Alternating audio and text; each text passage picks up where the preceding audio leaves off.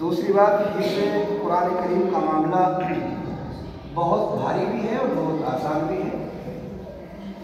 भारी तो उन लोगों के लिए है कि जो अपनी तबीयत के ऊपर बोझ महसूस करते हैं, दिमागों में बदगुमानियाँ और गंदगी خباثت زبان پر گالی گلوچ گناہوں کے کام میں مبتلا رہتے ہیں. ان کے لیے مشکل مسئلہ ہوتا ہے، سبق ان کو یاد نہیں ہوتا، پیچھے کا پارا ان کو یاد نہیں ہوتا. اور جو اللہ کا شکر ادا کرتا ہے کہ اللہ بھی اس لائق نہیں تھا، مجھے تم نے اپنے قرآن کی دولت سے نوازا ہے، مجھے قرآن کا حفظ یاد کرنے کی تم نے سعادت دی ہے.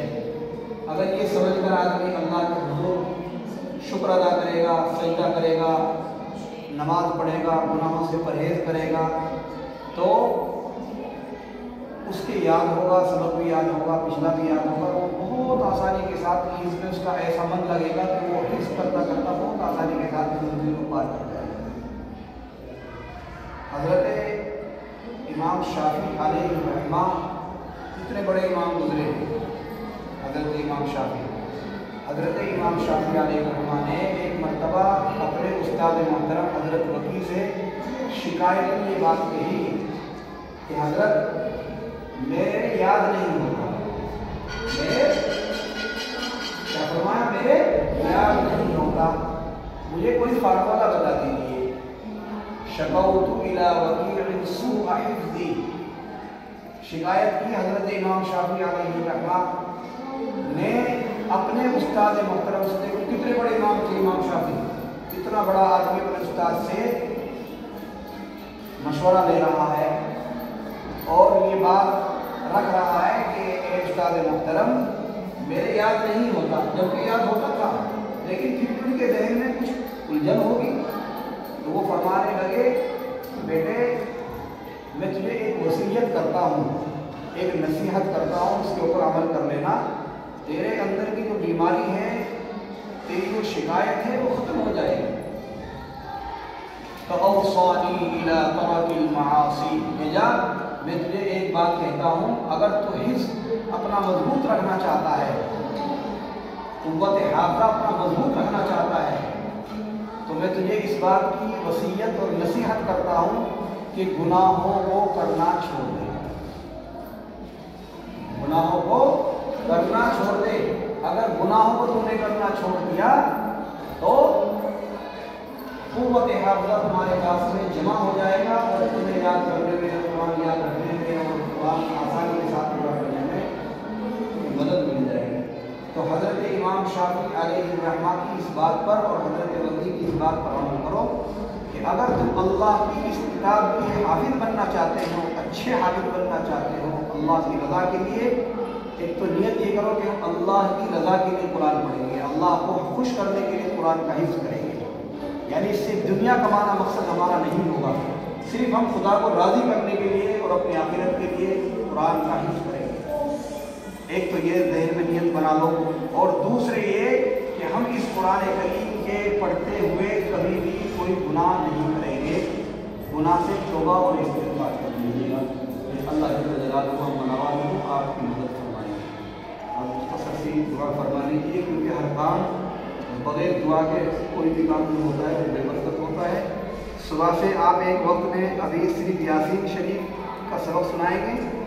ابھی میں نے 6 لائن 7 لائن کی ترتیب تمہاری بنا دی ہے، اور یہ رمضان کا مبارک مہینہ چل رہا ہے، اس میں تمہاری یاسین شریف پوری ہو جائے گی. اور پھر اس کے بعد ابھی اپنے درجے میں خالی صاحب کے پاس ہی آپ یاسین پوری کریں گے. پھر اس کے بعد درجہ حفظ میں مکمل ہونے کی ترتیب ہوگی، وہ آپ کی الگ ترتیب بنے گی. تو اس لیے ابھی صبح کے وقت میں آپ کا حفظ چلنا ہے یاسین شریف کا، شام کے وقت میں آپ کا ناظرہ چلنا ہے، جس کا جس پارے میں سبق چل رہا ہے اسی پارے کا اسے وہی سی سبق چالو رکھنا ہے. اللہم صلی علی